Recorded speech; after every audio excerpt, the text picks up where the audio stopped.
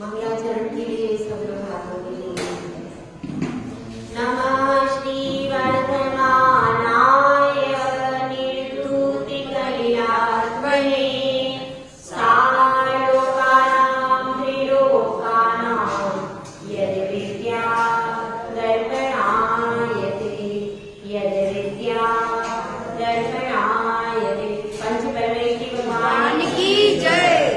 एक श्री शांतिनाथ भगवान की जय। ब्रह्मज्ञानी श्यामी सागर महाराज की जय। आचार्य श्री मावी कीर्ति महाराज की जय। आचार्य श्री विमल सागर महाराज की जय। आचार्य श्री स्वराट समिति सागर महाराज की जय। आचार्य गुरु सुंदर सागर महाराज की जय। अहिंसा में ईश्वर धर्म की जय। माणी माता की जय। माता जी की जय। आदिका संघ की जय। हम सब यहाँ आचार्य समस्त भद्र स्वामी रत्नकरण शावकाचार्य का स्वाध्याय कर रहे हैं। इस जीवन में सबसे कीमती चीज कौन सी है, इसके बारे में आचार्य परमेश्वरी बतला है, लेकिन उसको हर व्यक्ति समझ नहीं पाता है, क्योंकि जो दिखता है वह बिकता है। इस तरह की नीति संसार में है। जो सामने दिख रहा है उसका थोड़ा सा शांति का कुछ उपाय हो जाता है, उसी को हम सुख मान लेते हैं, पर वास्तव में वह सुख नहीं है। पूरी जिंदगी हम विषय सुखों के पीछे भागते रहते हैं। जब शरीर थक जाता है तो डॉक्टरों के पीछे भागते रहते हैं। हम सोचते हैं कि भोजन करने से हमको सुख मिलेगा, अच्छे अच्छे संगीत सुनने से सुख मिलेगा, विवाह करने से सुख मिलेगा। विवाह लोग क्यों करते हैं? एक पति होगा, एक अपना घर होगा, इसका घर होगा, अपना घर होगा। लेकिन आप बता दीजिए, सबने अपने अपने घर के लिए विवाह किया है, अपना घर आज तक हुआ क्या तुम लोग? मेरा अपना घर होगा, मेरा अपना परिवार होगा, मेरे अपने बच्चे होंगे, इसी उम्मीद से वह स्त्री 7 फेरे लेकर के अपनी जिंदगी को बर्बाद कर देती। पुरुष तो सोचते हैं चलो एक बना बनाया मिलेगा, कोई टेंशन नहीं रहेगी, उस पर तो जोर चलता है, उसको तो बोल सकते हैं अपन कि बना के दे, बाहर वाले को कैसे बोलेंगे? इसलिए पुरुष भी विवाह कर लेते हैं कि स्त्री आएगी, घर परिवार संभाल लेगी, और क्या कर लेगी? भोजन बना लेगी। वो भी सोचते हैं कि विवाह के बाद सुख मिल जाएगा। सोचते हैं कि नहीं? यदि नहीं सोचते तो विवाह कोई करता नहीं। पर मान्यता है कि विवाह के बाद सुख मिलेगा, अच्छे अच्छे कपड़े मिलेंगे, घूमने के लिए मिलेगा। करोड़पति से सब विवाह करना चाहते हैं। क्यों? क्योंकि अच्छे अच्छे कपड़े मिलेंगे, नौकर चाकर मिलेंगे, घूमने फिरने को मिलेगा, काम कुछ करना नहीं पड़ेगा। ऐसा सोचते हैं। तो आज लगभग जैन परिवारों में सबके पास में अपना मोटर बंगला है, कार है, बंगला है, और क्या है? सुख सुविधा, टीवी है, फ्रिज है, बड़ा मकान है, बढ़िया एसी, नौकर चाकर, एसी भी है, नौकर चाकर भी है, और क्या है? बहू भी है, बेटे भी है, पोता पोती भी है। 90% जैनों के पास तो पर्याप्त संपत्ति है आज की डेट में। पहले गरीबी थी, मैं मानती हूँ, पर आज की डेट में नहीं है। लगभग सब समृद्धि है, लेकिन सारी समृद्धि होने के बाद भी सुख है क्या? नहीं। क्यों नहीं है? पहले हम धन से सुख मानते थे, भोजन से सुख मानते थे, शरीर की निरोगता को सुख मानते थे, और इसको सुख मानते थे अच्छा घर, बड़ा करोड़पति परिवार मिल जाए, अच्छी सास घूम के खिलाए, बहू खा ले, ऐसी सास मिल जाए तो वैसी सास भी मिल गई हमको, जो हमारे अगर हमको भोजन नहीं भी करना है तो मना मना के खिला देती है। आज बहुओं को बेटी जैसा प्रेम देते हैं, उसके बाद भी टिक जाए तो आपका भाग्य है। ऐसी स्थिति हो तो भी बहू को, एक तो अपने बच्चों को पालो, बेटा बेटी को पालो, फिर बहू आ जाए तो उसको भी पालो, और फिर पोता बेटी को भी पालो। इतना सब पालने के बाद भी आप कुछ पालो तो जरूरी। बहुत उम्मीदों से लोग विवाह करते हैं, बच्चों को बड़ा करते हैं, क्या मेरा बेटा बड़ा हो जाएगा ना, इंजीनियर बन जाएगा, डॉक्टर बन जाएगा, कितना अच्छा होगा, समाज में सब जगह मेरे रेपुटेशन होगा। उसको लोग कहेंगे अरे तुम्हारा बेटा डॉक्टर, मैं सुन सुन के सुखी हो जाऊंगा। कोई सुन सुन के भी सुखी होता, लेकिन नहीं, मान्यता है हमारा बेटी डॉक्टर बन गई, मेरी तुम्हारी बेटी डॉक्टर, हाँ मेरी बेटी सुन सुन के सुख मिलता है। आपकी बेटी डॉक्टर है, आपकी बहू डॉक्टर है, आपकी इंजीनियर बेटा है, आपके तो भाई को 12 है, इस तरह से बोलते तो बोलने से भी अति आनंद होता। मेरा जीवन आज सफल है, मेरे परिवार में सब अच्छी अच्छी पोस्टों पर है, खूब कमा रहे हैं, भले ही वो मंदिर में कभी भी नहीं आ रहे तो भी आदमी सोचता है मैं सुखी हूँ। मान्यता कहाँ जा रही है, विचार करने की बात यह है कि हमारी मान्यता यह चल रही है कि डॉक्टर बन गए, इंजीनियर बन गए, सीए बन गए, बेटी अपने पैरों पर खड़ी हो जाए, ये सबसे ज्यादा जरूरी है। इन सब चीजों के पीछे हम रात दिन एक करके भागते हैं, लेकिन आज समाज के पास पैसा नहीं मिलता, बंगला है, सब कुछ होने के बाद भी सुख नहीं है। क्यों? क्योंकि जहां पर सुख है ही नहीं, वहां पर आप खोज रहे हो। सही दिशा में एक कदम भी आप चलते हो तो एक दिन मंजिल तक पहुंचते हो, और गलत दिशा में आप रोज 1000 कदम भी चलो तब भी वह अंतहीन सिलसिला खत्म नहीं होता। यह मृग मरीचिका की तरह है कि जहां पर सुख है ही नहीं, आप भागते रहो, दौड़ते रहो, अनादि काल से अनंत भवों तक आप दौड़ रहे हो, आज भी दौड़ रहे हो। अंदर मान्यता बदली नहीं। अगर मैं किसी से कहूं कि भाई आपके 4 बच्चे हैं, 4 नहीं तो 2 बच्चे हैं आपके, एक को मोक्ष मार्ग पर निकाल दीजिए, कहेंगे नहीं ब्याह करना है। स्वयं जानते हैं, स्वयं की दीक्षा के भाव हैं, स्वयं दीक्षा लेना चाहते हैं, लेकिन क्या अपनी बेटी को कभी बताते हैं? हम क्या अपने बेटे को कभी बताते हैं? तुम्हारे पास 2 रास्ते हैं।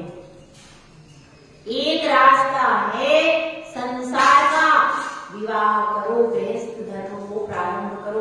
दूसरा रास्ता है मोक्ष मार्ग का, उस पर भी आप ब्रह्मचर्य व्रत लेकर के भी पूरी जिंदगी संघ की सेवा में बिता सकते हो। जरूरी नहीं है कि आप आर्य का दीक्षा ही लो, अगर सामर्थ्य नहीं है तो। समझ में आया? सामर्थ्य है तो लेना ही चाहिए, लेकिन अगर सामर्थ्य नहीं है तो एक आपकी बिटिया यदि मोक्ष मार्ग पर जीवन भर ब्रह्मचर्य व्रत लेकर के भी साधना करेगी तो वह कितना उसके लिए कल्याणकारी काम करेगी, आप बताइए। और उसके सहारे से फिर आप संघ में आ सकते हो, संघ में रह सकते हो, और आपका भी एक साथी आप तैयार कर सकते हो। लेकिन हमको लगता क्या है कि मोक्ष मार्ग में दुख ही दुख है, ऐसा हम सोचते हैं। जबकि एक ब्रह्मचारी दीदी 2 बार 3 बार भोजन करके भी रह ले, कोई परेशानी नहीं है। ब्रह्मचर्य व्रत है, खाने पीने की मर्यादा है, पर अगर स्वास्थ्य खराब हो जाए तो 4 बार भी खा ले तो कोई उसके व्रत का भंग नहीं होता। हो जाता है क्या? नहीं। तो लेकिन फिर भी हम उसको विवाह की गर्त में डालेंगे उस समय पर, उसके जब संतति की उत्पत्ति होगी, जब उसको बाहर जाना पड़ेगा, तरह तरह के 1000 संकटों का सामना करेगी वो, तो वह हमें इष्ट है, लेकिन मोक्ष मार्ग पर बेटे बच्चों को भेजना नहीं चाहिए। इष्ट नहीं है। हमारी मान्यता अब भी यही है कि संसार के विषयों में सुख है, इसीलिए हम अपनी बेटा बेटी को ये मार्ग दिखाते नहीं। कभी किसी बच्चे को यहाँ पर देखिए, क्या इंदौर में बच्चे नहीं है? कितने बच्चे दर्शन करने आते हैं हमारे पास, तो कभी कभार आते हैं, पर उनको पकड़ लेते हैं और अच्छे से समझाते हैं गृहस्थ धर्म क्या है और मोक्ष धर्म क्या है। क्या आप नहीं समझा पाते? आप नहीं समझा पाते, जिसका दुष्परिणाम आज समाज को भुगतना पड़ रहा है। केवल पैसा ही सुख का मापदंड, पैसा ही सुख और सुरक्षा का मापदंड नहीं है। पद, सुरक्षा और सुख का मापदंड नहीं है। इस मान्यता को समझिए। सुरक्षा और सुख यदि कहीं है तो धर्म भी, और कहीं सुरक्षा और सुख नहीं है। अपनी मान्यता को बदलने की जरूरत है। मोक्ष मार्ग से डरने और घबराने की जरूरत नहीं है। हम आज भी मोक्ष मार्ग से डरे हुए बैठे और संसार में तो खूब अच्छे से आगे बढ़े। इसीलिए अवनति जैन समाज की हो रही है कि उसकी मान्यता गलत है। मान्यता को सही दिशा में लेकर के आइए। सच्चा सुख तो मोक्ष मार्ग के राही को ही मिलेगा, संसार के राही को कभी भी सुख नहीं मिल सकता। इस तरह से अपने जीवन में सम्यक दर्शन का सूत्रपात करना है। वह सैनिक कह रहा है, वह शिष्य कह रहा है। क्या कह रहा है कि गुरुदेव आपने बता दिया सम्यक दर्शन प्राप्त करो, सम्यक दर्शन प्राप्त करो। सुनते सुनते मेरे कान पक गए। रात दिन एक ही रटने क्या है ये सब? आप तो ये बताइए, यह संसार बड़ा भयानक है। चतुर्गति के चार सर्प नीचे से अजगर के समान मुख खोल करके बैठे हैं। यदि मैं सम्यक दर्शन प्राप्त कर लूं तो क्या मैं इस संसार से बच सकता हूं? कौन संसार का यह जो भंवर है, इसमें मैं नहीं फंसूंगा क्या? तो आचार्य श्री उत्तर दे रहे हैं इस श्लोक में कि देखो, इस यहाँ पर निषेध बताया कि सम्यक दृष्टि जीव क्या क्या नहीं बनता। बहुत इंपॉर्टेंट गाथा है। अगर आपको यह गाथा याद हो जाए, आप संसार में कभी भी नहीं भटकोगे। फिर आप कहीं भी जाकर के सिर झुकाने के पहले 1000 बार सोचोगे और अपने बच्चों को यह गाथा जरूर याद करा दो, ताकि वे कभी इधर उधर जाने के बारे में विचार भी ना करें। अगर कोई आम की गुठली बोता है तो पूछता है क्या लगेगा इससे? आम लगेगा। नीम का पेड़ में नीम के पेड़ में क्या पता चलता है? इससे नीम मिलेगी, उससे रोगों को दूर कर सकते। हर चीज का फल बताया जाता है, तब जाकर के व्यक्ति आकर्षित होता है। विज्ञापन में भी बताया जाता है। इससे क्या नहीं होता? इसको लगाने से कभी भी खुजली नहीं होती। इसको लगाने से क्या होता है? इसको लगाने से मच्छर नहीं काटते। यहाँ पर निषेध वाली बात हो रही, इसलिए निषेध वाला विज्ञापन बताया। निषेध वाले विज्ञापन आ रहे कि इसको लगाने से क्या हो जाता है? इसको लगाने से चींटी पास में नहीं आती। इस तरह से निषेध वाले भी विज्ञापन है कि नहीं? ऐसा ताला है, इस ताले को कोई चोर नहीं खोल सकता। यह सारे निषेध वाक्य हैं, वे निषेध विज्ञापन।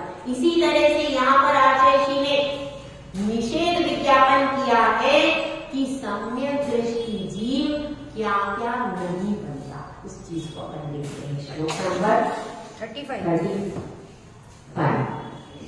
सम्यक दर्शन शुद्धा नारक्रियक नपुंसक स्त्रीत्वानि दुष्कुल विकृताल्पायु दरिद्रतां च व्रजन्ति नाप्यव्रतिकाः। दरिद्रतां च व्रजन्ति नाप्यव्रतिकाः। सम्यक दर्शन शुद्धा। देखिए श्लोक का एक एक शब्द का आपको अर्थ बता रही हूँ। कृपया श्लोक में देखिए नीचे, जिनके पास भी पुस्तकें हैं। सम्यक दर्शन शुद्धा, सम्यक दर्शन से जो शुद्ध है, नाप्यव्रतिका, किसी भी प्रकार के व्रत से संयुक्त नहीं है, केवल सम्यक दर्शन से शुद्ध है। यहाँ पर सम्यक दर्शन से शुद्ध में क्या लेना है आपको बताया। 8 अंग से सहित, 8 मद से रहित और 3 मूढ़ता से रहित। कितना हो गया? 16, 19। लेकिन इसमें 25 दोषों से रहित सम्यक दर्शन की होता है, तो उसमें आएगा 8 शंकादि दोषों से रहित। इसका उल्टा करना है। शंका, कांचा, विचिकित्सा, अन्य दृष्टि प्रशंसा और अमूल, मूढ़ दृष्टि, अनुग्रहण, अस्थितीकरण, अवात्सल्य और अप्रभाव। इस तरह से ये 8 शंकादि दोषों से रहित, 8 मद से रहित और 3 मूढ़ता से रहित। और उसके बाद 8 अंग का इसमें नहीं लेना है। 25 दोषों से रहित सम्यक दर्शन की बात चल रही, वह सम्यक दर्शन शुरू होता है। 8 मन से रहित, 8 शंकादि दोषों से रहित और 6 अनायतनों से रहित और 3 मूर्ता से रहित। जोड़ो, कितने हुए? 8 और 8 16, 16 और 6 और 3 25। 25 दोषों से रहित एक सम्यक दृष्टि जीव होना चाहिए। यहाँ पर सम्यक दर्शन शुद्धा से क्या तात्पर्य है? 25 दोषों से रहित, यानी अपना अपना सम्यक दर्शन इन 25 दोषों की कसौटी पर जांच लेना, हम कितने पानी में हैं। स्वयं अपना मिलीमीटर स्वयं नाप लेना, अपनी अपनी आत्मा में लगा करके इन 25 दोष हमको कहाँ कहाँ कब कितने कितने लग रहे। 25 दोषों से रहित जो सम्यक दृष्टि जीव है वह शुद्ध होता है। और नाप्य व्रतिका, अभी उसने कोई व्रत धारण नहीं किया, ना अनुव्रत धारण किए हैं, ना महाव्रत धारण किए, ठीक है, और ना किसी आयु का बंध किया। ध्यान रखना, किसी भी खोटी आयु का उसने बंध नहीं किया है। तो ऐसी अवस्था में वह कहाँ नहीं जाता। समझ में आ गई 3 कंडीशन? कौन सी 3 कंडीशन है? 25 दोषों से रहित है। दूसरी चीज क्या है? कोई अनुव्रत और महाव्रत आदि नहीं है। तीसरी कंडीशन, उसने किसी भी मनुष्य 4 आयु में से किसी का भी बंध नहीं किया, या फिर देवायु का बंध किया, ऐसा हो सकता है। देवायु का बंध किया हो, ऐसा हो सकता है। चारों कंडीशन समझ में आ गई? लिख लिया आपने? यह 4 कंडीशन के बाद ये गाथा लागू है। खोटी आयु का बंध नहीं किया है, या फिर केवल देवायु का ही बंध किया है। यह 4 कंडीशन पूरी होने के बाद ये गाथा का अपन अर्थ करते हैं। नाप्य व्रतिका से अर्थ है कोई भी व्रत उसका नहीं है। और वह कहाँ कहाँ नहीं जाता है? नरक में नहीं जाता है। नारक लिखा है ना? हाँ। नरक में नहीं जाता, यदियंच गति में नहीं जाता है, नपुंसक नहीं बनता है, स्त्री भी नहीं बनता। समझ में आया? उसके बाद दुष्कुल यानी खोटे कुल में नीच जाति में नहीं उत्पन्न होगा। विकृत होते हैं ना, मानसिक रूप से जो होते हैं, विकृत होते हैं, कोई मन से विकृत होते हैं। इस तरह से विकृत शरीर अजीब सा नहीं होगा उसका। विकृत मतलब शरीर का कोई अंग टेढ़ा मेढ़ा हो, दिखने में अजीब लगता हो, सुंदर होगा और अल्पायु नहीं होगा, कम आयु नहीं होगी, पूर्ण आयु उसकी होगी। जहाँ भी उत्पन्न होगा आयु पूर्ण होगी। ऐसा नहीं है 1-2 साल के लिए जन्मा और मर गया या अंतर मुहूर्त काल का जन्म हुआ, ऐसा उसका नहीं होगा कि गर्भ में ही मरण हो गया, ऐसा नहीं होगा। पुण्यशाली जीव होगा। और दरिद्रता, गरीब नहीं होगा, धन से संपन्न होगा। दरिद्रता नहीं होगी। ये सब नहीं होते हैं, इतने सारे दोष इसमें नहीं होते। सम्यकदर्शी जीव जब मरण करेगा तो वह वहां उत्पन्न नहीं होगा। बात समझ में आ गई जी? सम्यक दर्शन एक चीज प्राप्त कर लो और उसके बाद आपको कभी कोई दुख आएगा नहीं, क्योंकि दुखों के कारण यही सब है। यही है कि नरक गति दुख का कारण है, टीएमसी गति दुख के कारण है, नपुंसक पर्याय भी कोई सुख का कारण नहीं है, दुख का ही कारण है। और स्त्री पर्याय भी सुख का कारण है भाई। कितना अच्छा होता है, अच्छे जेवर पहनते, कपड़े पहनते, क्या मतलब अच्छे जेवर पहनते, कपड़े मिलते, सब लोग बोलते बहुत अच्छी दिख रही हो, कितना अच्छा है। क्यों अच्छा है? स्त्री पर्याय बहुत परम सुख का साधन नहीं है। स्त्री पर्याय परम दुख का साधन है। पराधीन है, जहाँ जाओ वहां परेशानी। तो इसलिए क्या है, स्त्री पर्याय भी दुख का कारण है। तो स्त्री पर्याय भी आपको अब नहीं मिलेगी, सब अंतिम करके जाना है यहीं पे। स्त्री पर्याय अब हम अगली बार तुमसे कभी नहीं मिलने, कैसे जाना सब प्रयास, ठीक है? तो स्त्री भी नहीं बनता है। और क्या नहीं बनता? गोटे कुल में जाना सबसे बेकार। वहां पर सप्त व्यसनी लोग होते कि नहीं? गोटे कुल में सप्त व्यसन जन्म से मिलते, तो वहां पर बहुत दुखी लोग रहते। तो वो भी गोटा कुल भी दुख का कारण है, दुख का कारण। विकृत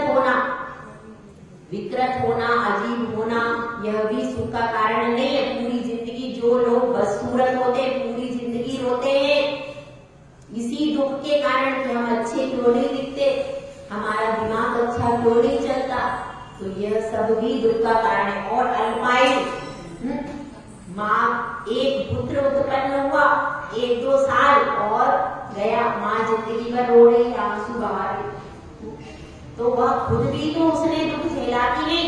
तो अल्पायु होना भी दुख का कारण है कि नहीं? है। कुछ कर ही नहीं पाए जिंदगी में, मनुष्य पर्याय में आकर के भी कुछ भी नहीं कर पाए, धर्म भी नहीं कर पाए, कर्म भी नहीं कर पाए, तो यह भी किसका कारण है? दुख का कारण। दुख का कारण। और दूसरा, दरिद्री भी नहीं होता, धन धनाढ्य संपन्न, मतलब धन आपको सिर्फ एक चीज चाहिए, सम्यक दर्शन रूपी रतन मिल जाए, पैसा अपने आप आ जाएगा, कुछ करने की जरूरत नहीं। तो दरिद्र कुल में नहीं जाएगा। और इतना सब, जबकि कोई उसका व्रत नहीं है, कहाँ है? घर में बैठा है। घर में बैठने के बाद भी आपको लड्डू दे रहे, फिर भी आप नहीं खा रहे हो, तो गलती किसकी है? लड्डू की। यहाँ पर आचार्य कहीं भी इतनी फैसिलिटी नहीं मिलेगी, बड़े से बड़े विज्ञापन सब धोखे के, ये असली विज्ञापन है, ये ओरिजिनल विज्ञापन है। एक बार सम्यक दर्शन रूपी रत्न में ले लो और इन सब से आपका हमेशा के लिए झंझट खत्म हो जाएगा। तो यहाँ पर आचार्य श्री बता रहे हैं 9 बजे। अब अगली गाथा पर, अपने को ये गाथा अच्छे से समझ में आ गई। यह गाथा अपने दिमाग में नोट करके रखना। ये गाथा जब भी आप इधर उधर किधर भी जाओ, नमस्कार करने के भाव बने, तुरंत जिसके भी बन जाए वो ये गाथा दोहरा लेना कि भैया यह सबसे अच्छा रास्ता है, इस रास्ते से मैं अब भटक गया तो अब दोबारा कोई चांस नहीं मिलेगा। दूसरी गाथा पढ़ते पर इसमें और बता रहे हैं। तो अब शिष्य प्रश्न करता है, ठीक है आपने बता दिया, ये नहीं बनता, ये नहीं बनता, ये नहीं बनता, कुछ भी नहीं बनता तो क्या बनता है वो फिर? अब आपने ये तो बता दिया कि इससे नरक नहीं जाते, त्रियंश में नहीं जाते, तो फिर हम कहीं ना कहीं तो जाएंगे, मोक्ष तो तुरंत नहीं हो जाएगा। तो मोक्ष यदि ना जा पाए तो फिर हम कहाँ जाए? बात समझ में आ रही है कुसुम जी को? थोड़ी आ जाए तो कल्याण हो जाएगा, ज्यादा की जरूरत। ठीक है, तो अब यह समझना है कि भाई यहाँ नहीं जाते, वहां नहीं जाते, तो कहाँ जाते हैं ना उषा जी? कहाँ जाते हैं? अब पढ़ लो इसमें कहाँ जाते हैं।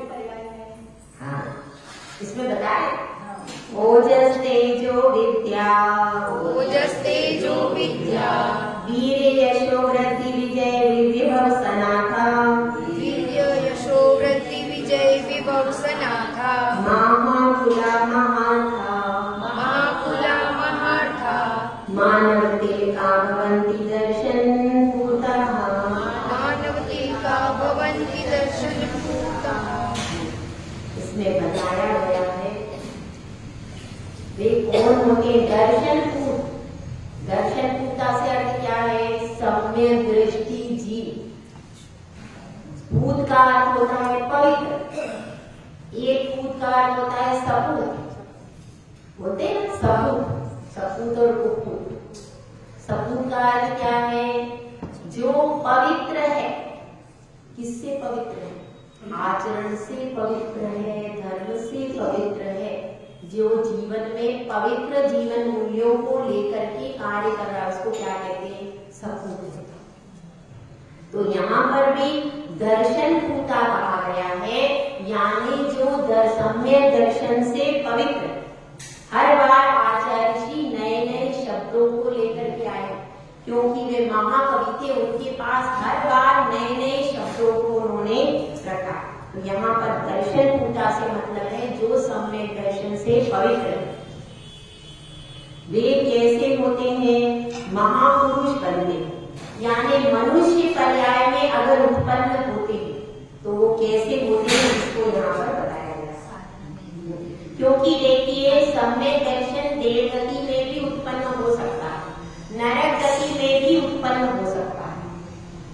तो जो जीव देव गति में सम्यक दर्शन को उत्पन्न करके आ रहे हैं तो कहाँ आएंगे? मनुष्य गति में।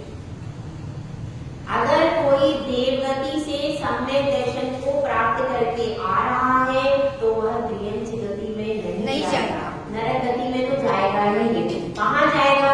मनुष्य गति में आएगा। तो यहाँ पर किसकी अपेक्षा से कथन हो रहा है? देव गति से कोई आ रहा है, अथवा कहाँ से आ रहा है? नरक गति से कोई आ रहा है, सम्यक दर्शन को उत्पन्न करने आ रहा है, या पहले से हो, जो भी कंडीशन हो। जो जीव नरक गति और देव गति से सम्यक दर्शन को उत्पन्न करके मनुष्य पर्याय में आ रहे हैं, उनकी अपेक्षा से कथन है। क्योंकि मनुष्य गति में अगर किसी ने सम्यक दर्शन को उत्पन्न किया है तो वह मनुष्य गति में नहीं जाता। ठीक है, ये नियम है, सिद्धांत है, इसको समझ लेना। सम्यक दृष्टि मनुष्य नियम से देव गति में ही जाता। यहाँ पर बात किनकी चल रही है? जो देव पर्याय में सम्यक दर्शन को उत्पन्न कर लिए हैं, अथवा नरक पर्याय में सम्यक दर्शन को उत्पन्न करके वहां से आ रहे हैं, उन जीवों की बात चल रही है। वे दोनों सम्यक दृष्टि जीव नियम से मनुष्य पर्याय में ही आएंगे। तो वो क्या क्या बनेंगे, इसको यहाँ पर बताया। सबसे पहले बताया है ओज। ओज का अर्थ क्या है? ओज का अर्थ है वे कैसे होते हैं? कांति से युक्त होते, उनके शरीर ऐसे नहीं होते, निस्तेज नहीं होते। कैसे होंगे? कांति से युक्त होंगे, ओज से युक्त होते। ओज का अर्थ उत्साह भी, मतलब धर्म के प्रति उत्साह। ऐसा नहीं संसार के प्रति उत्साह, धर्म के प्रति विशेष उत्साह होता है। जैसे आप पवन बहन को देख लो, धर्म के प्रति कितना उत्साह, शरीर में कुछ भी नहीं है तो भी धर्म के प्रति इतना उत्साह है कि अपने आप शक्ति, जैसे घर में नहीं शक्ति आई, घर में वो लेटी रहे, लेकिन यहाँ पर आके क्या हो जाता है? शक्ति। धर्म के प्रति उत्साह, उत्साह ही आपको शक्ति देता है। ओज। उसके बाद क्या है? तेज।